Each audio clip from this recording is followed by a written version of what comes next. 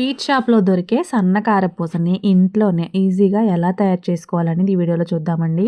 ఒక్కసారి ఈ కారపూసని టచ్ చేస్తుంటేనే మామూలుగానే ఎంత గుల్లగా వచ్చింది. కొంచెం కూడా నూనె పీల్చకుండా స్వీట్ షాప్‌లో ఎలా అయితే ఉంటుందో సేమ్ అలాగే వస్తుంది. చాలా బాగొస్తుందండి. టేస్ట్ కూడా చాలా బావుంటుంది. ఈ కారపూసని ఎలా తయారు చేసుకోవాలనేది ఈ వీడియోలో చూద్దాం. ఏం కావాలనేది వీడియోలో చూపించేస్తాను.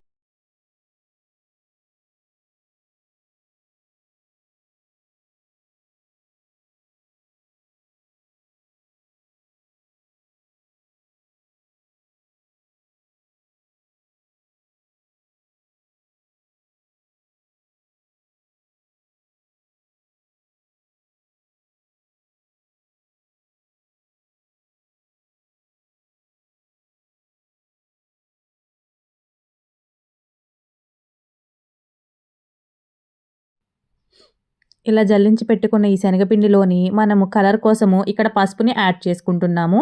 మీకు ఇష్టమైతే ఫుడ్ కలర్‌ని కూడా యాడ్ చేసుకోవచ్చు. నేను ఇక్కడ నేచురల్‌గా మనం ఇంట్లో తినడానికి గాబట్టి నేను ఇక్కడ పసుపుని యాడ్ చేసుకుంటున్నాను. పసుపుని వేడి చేసుకోవడం వల్ల మనకి స్వీట్ షాప్‌లో దొరికే కలర్ ఎలా ఉంటుందో సేమ్ అదే కలర్‌లో ఉంటుందన్నమాట. నెక్స్ట్ తగినంత ఉప్పును కూడా యాడ్ చేసేసుకోండి.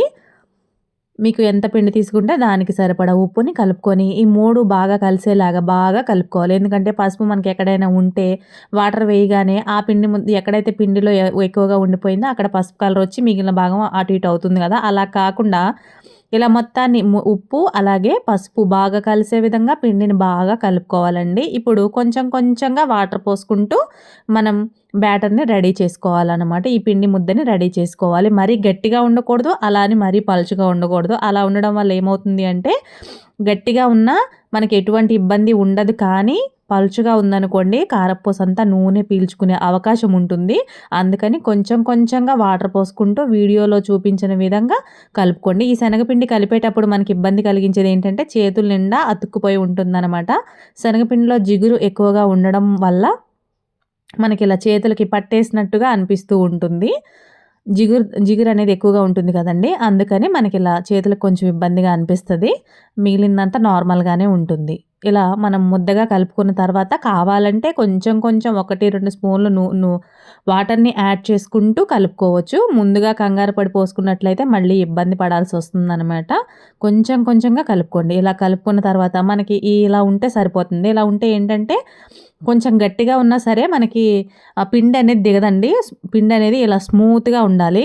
ఇలా ఉంటే మనకి పిండనేది ఆ చిన్న రంధ్రాలు కలుపుకొని ఇలా పక్కన పెట్టేసుకుందాము. పక్కన పెట్టుకొని స్టవ్ ఆన్ చేసుకొని ఒక మూకిడినైతే పెట్టుకుందామండి. బాండీ గాని, మూకిడి గాని మనం వేయించుకోవడానికి బాగా ఉండే విధంగా వెడల్పుగా ఉండేదాన్నయితే పెట్టుకోవాలి. ఎందుకంటే మనం కారపూస వెడల్పుగా ఒకటే పెద్దగా వేస్తాం కాబట్టి దానికి వెడల్పుగా ఉండే విధంగా పెట్టుకోండి. నేను ఈ వీడియోలో అయితే ఈ కడాయినైతే పెడుతున్నాననమాట. ఇలా వెడల్పుగా ఉంటే సరిపోతుంది. అలాగా ఆయిల్‌ని కొంచెం తక్కువగానే పోసుకోండి. అంటే మనకి కారపూస ములగాలి. అలాగే ప్లస్ మనకి చేతి మీదకి రాకుండా ఉండాలి. ఇక్కడ మనం జాగ్రత్త వహించాల్సింది ఏంటి అంటే మనం శనగపిండితో ఏదైనా పిండి వంటలు చేసేటప్పుడు చేతి మీదకి పొంగే అవకాశం ఉంటుంది కదా!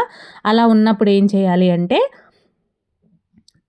తర్వాత ఎలా చేయాలంటే ఫ్లేమ్‌ననేది తక్కువ చేసి పెట్టుకోవాలండి. అప్పుడు చేతి మీదకి రాకుండా ఉంటుంది. అలాగే మనం ముందుగా రెడీ చేసుకున్న ఈ పిండి ముద్దని ఇందులో స్టఫ్ చేసేసుకోవాలి. ఎందుకంటే మనం కారపూసని తిప్పుకోవాలి కాబట్టి ఇందులోకి స్టఫ్ చేసేసుకొని ఇక్కడ మనం వాటర్‌ని గాని దేన్ని తడి చేయకూడదండి. అలా చేయటం వల్ల మన కారపూస అనేది నూనె లాగే అవకాశాలుంటాయన్నమాట. కొంచెం గట్టిగా ప్రెస్ చేసినా పర్లేదు కానీ ఎక్కువ పలుచగా చేసుకోవద్దు.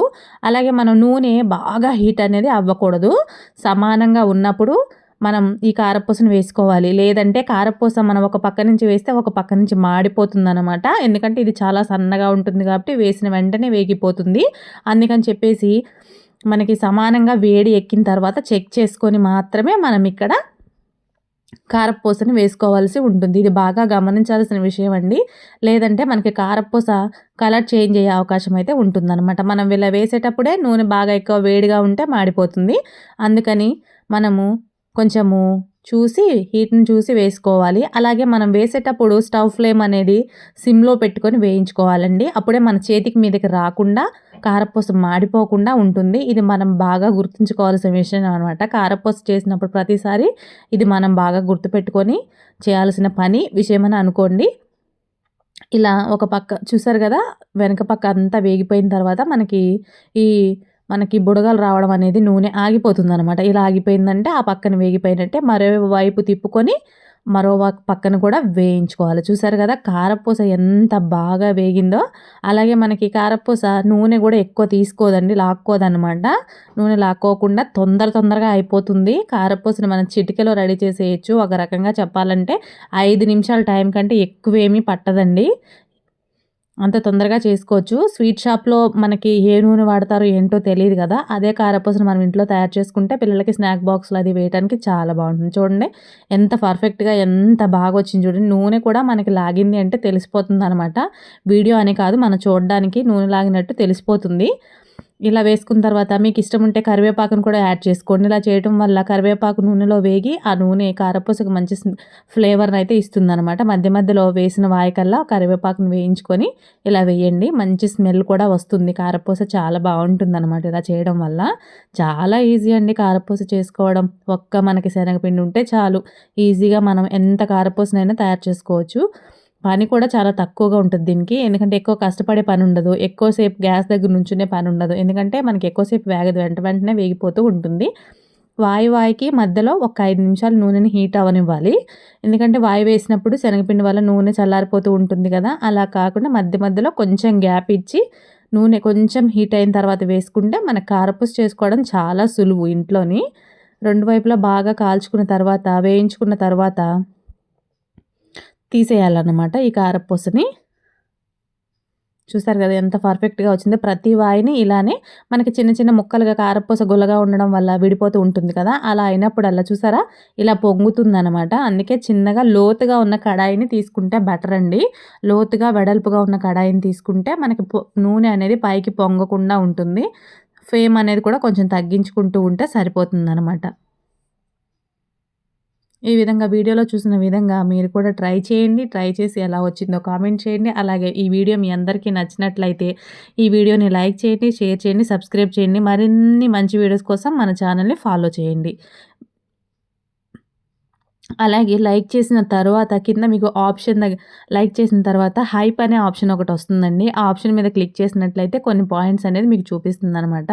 మీకు ఈ వీడియో నచ్చింది, మీకు బాగానే అనిపించింది, మనం చేసుకోవచ్చు అని అనుకుంటే హైప్ మీద క్లిక్ చేస్తే నాకు కొన్ని పాయింట్స్ వస్తాయండి. ఆ పాయింట్స్ రావటం వల్ల యూట్యూబ్ ఇంకొక 10 మందికి పంపే అవకాశం అయితే ఉంటుందనమాట.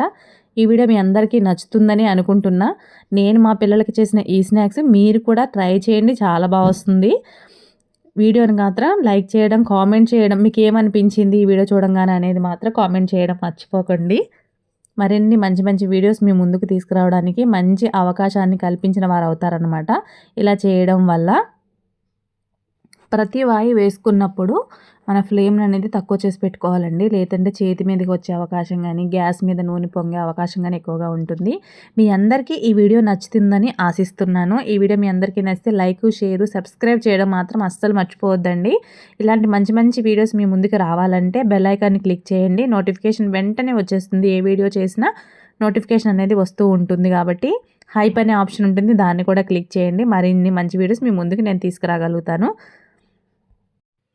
ప్రతి వాయిని ఇలాగే కరివేపాకు వేసి వేయించుకోవడం బాగుంటుంది. మన కారపూస అయితే మొత్తానికి రెడీ అయిపోయింది. చూసారు కదా టచ్ చేస్తుంటేనే కారపూస ఎంత గుల్లగా వచ్చిందో మీకు అర్థమైపోతూ ఉంటుంది. మనం గట్టిగా ప్రెస్ చేసే పని కూడా లేదు.